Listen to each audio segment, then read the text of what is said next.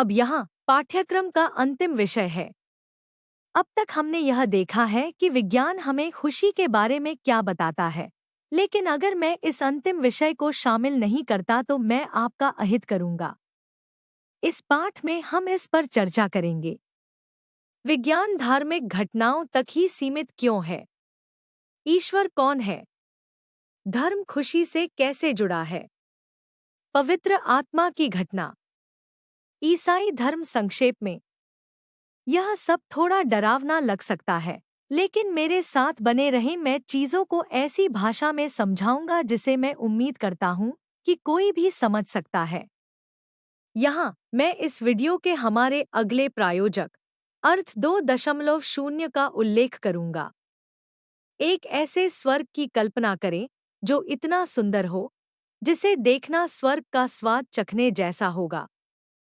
अर्थ 2.0 का लक्ष्य दुनिया का पहला वर्चुअल चर्च बनना है, जहां कोई भी व्यक्ति कभी भी संगति के लिए आ सकता है, ईश्वर के बारे में अधिक जान सकता है या किसी और चीज से अलग स्वर्ग का अनुभव कर सकता है।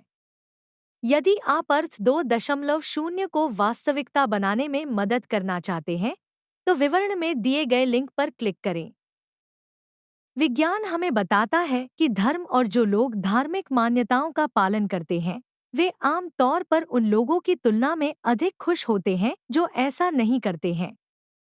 हालांकि मनोविज्ञान का अध्ययन करने वाले और यहाँ तक कि अपने स्वयं के अध्ययन करने वाले व्यक्ति के रूप में विज्ञान का धर्म के साथ एक जटिल संबंध है। अपनी अवधारणा के आरंभ से ही मनोविज्ञान ने जानबूझकर किसी भी प्रकार की प्राकृतिक घटना से मुंह मोड़ लिया है जिसका अनुभवजन्य रूप से अध्ययन नहीं किया जा सकता है।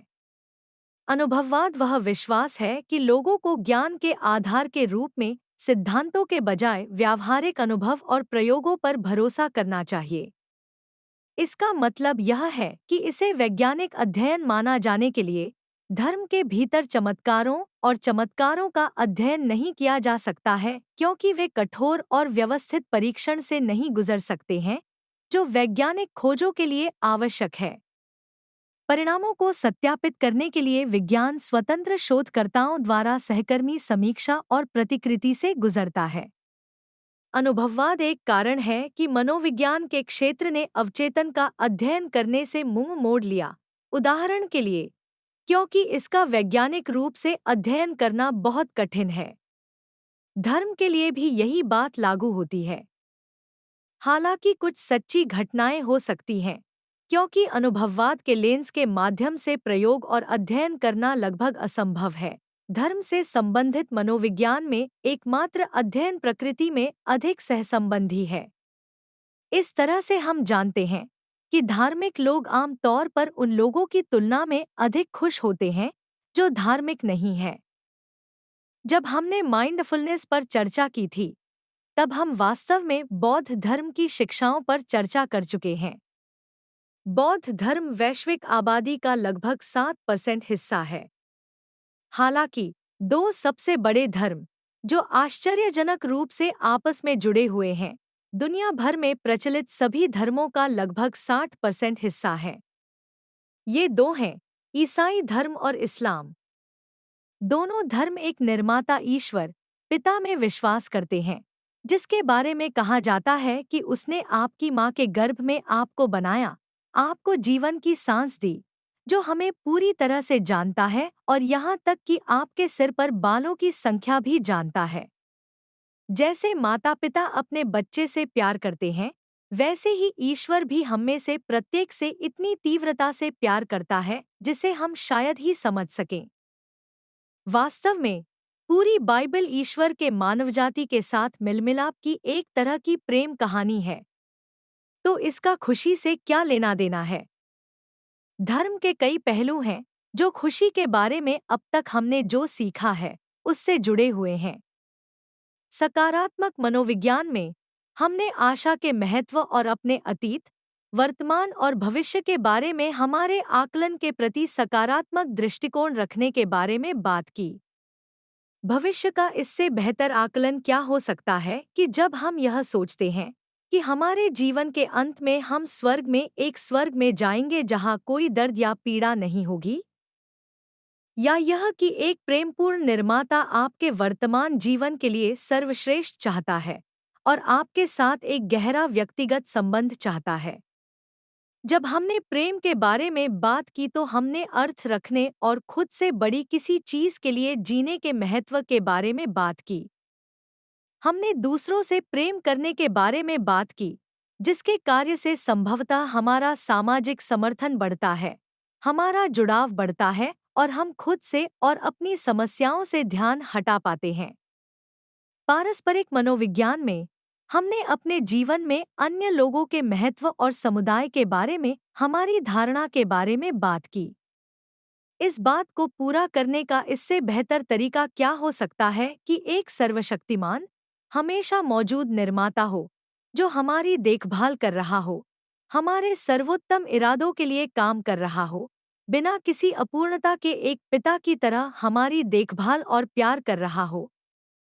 संज्ञानात्मक पुनर्गठन और तर्कहीन और अस्वस्थ मान्यताओं को चुनौती देने पर हमारा पहला पाठ भी, मानो या न मानो, 2000 साल पहले यीशु के पाठों में शामिल था, जब उन्होंने शैतान के झूठ का विरोध करने की बात कही थी।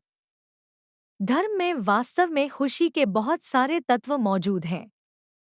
हालांकि ईसाई धर्म में एक तत्व ऐसा है जिसे विज्ञान नहीं समझा सकता। ईसाई धर्म में पवित्र आत्मा नामक एक अवधारणा और घटना है। ईसाई बाइबल में पवित्र आत्मा को मध्यस्थ कहा जाता है। कुछ लोग इसे ईश्वर की आत्मा मानते हैं। बाइबल आत्मा के फलों के बारे में भी बात करती है, जो प्रेम, शांति और आनंद है। तो इसका क्या मतलब है? इसका मतलब है कि जब कोई व्यक्ति इस दिव्य इकाई से अभिभूत होता है, चाहे वह चेतना की बदली हुई अवस्था हो या कुछ और चमत्कारी, परिणाम खुशी की तीव्र भावना होती है। पवित्र आत्मा वास्तव में एक रहस्यमय घटना है जिसे विज्ञान कभी भी पूरी तरह से समझा या समझ नहीं सकता है। इस पाठ्यक्रम में इसका उल्लेख करने का कारण यह है कि दुनिया भर के कई लोगों की तरह मैं इस घटना के बारे में गवाही दे सकता हूँ। मेरे अपने जीवन में ऐसे समय आए हैं जब मैंने जो अनुभव किया है उसे मैं केवल तीव्र आनंद, प्रेम और शांति के रूप में वर्णित कर सकता हूँ, और वह भी पूरी तरह से अप्रत्याशित समय पर। इसके अलावा इन भावनाओं की तीव्रता इतनी गहन थी कि मैं अपने जीवन काल में इसकी तुलना करने पर विचार नहीं कर सकता। इन समयों के लिए मैं केवल पवित्र आत्मा के स्पष्टीकरण के माध्यम से ही अनुभूति की व्याख्या कर सकता हूँ। तो आप पवित्र आत्मा को कैसे पाते हैं? खैर, यह धार्मिक अध्ययन के दायरे में है और इसका उत्तर देना आसान सवाल नहीं है, जैसे कि इस तरह के चमत्कार के लिए कोई सूत्र हो सकता है। कुछ लोग कह सकते हैं कि यह सृष्टिकर्ता ईश्वर के प्रति शुद्ध और वास्तविक प्रेम के साथ आता है। ईसाई बाइबल के अनुसार इस तरह के उपहार के लिए योग्य या निर्दोष, बिना किसी अपराध के होने का एक पहलू भी है। आप सोच रहे होंगे कि हम में से कौन वास्तव में निर्दोष हो सकता है। खैर, यहीं पर मसीह की छवि तस्वीर में आती है। ईसाई धर्म प्रेमपूर्ण, ऐतिहासिक व्यक्तित्व यीशु मसीह की बात करता है। ऐतिहासिक लेखन यीशु मसीह के अस्तित्व की पुष्टि करते हैं और कई खाते लगभग 2000 साल पहले पृथ्वी पर उनके द्वारा किए गए चमत्कारी संकेतों और चमत्कारों का वर्णन करते हैं। उनके सांसारिक जीवन का समापन क्रूस पर चढ़कर एक दुखद और क्रूर मृत्यु में हुआ। यहूदियों और गैर यहूदियों दोनों के लिए बाइबल इस कार्य को मसीह द्वारा लोगों की सजा दूर करने के रूप में वर्णित करती है। मानव जाति के लिए मोचन। इस अवधारणा को समझना बहुत मुश्किल नहीं है। कल्पना करें कि आपने एक कार चुराई और उसे दुर्घटनाग्रस्त कर दिया। पकड़े जाने के बाद एक न्यायाधीश आपको कार के मालिक को सजा के रूप में वापस करने की सजा सुनाता है, लेकिन आपके पास भुगतान करने के लिए पैसे नहीं हैं। हालांकि आपका पिता, जो आपसे प्यार करता है और आपके लिए सबसे अच्छा चाहता है, उसे दया आती है। यह जानते हुए कि आपने गलती की है और पश्चाताप कर रहे हैं, वह आपकी ओर से कार का भुगतान करता है। यह सादृश्य दर्शाता है कि मसीह ने क्रूस पर अपनी मृत्यु से मानव जाति के लिए क्या किया। हम में से कुछ लोगों के लिए अतीत में किए गए हमारे अपने कार्य वास्तव में हमें कभी नहीं छोड़ते। संक्षारक एसिड की तरह अपराध बोध हमारे आत्मसम्मान, अतीत के आकलन और वर्तमान में खुशी को खा जाता है।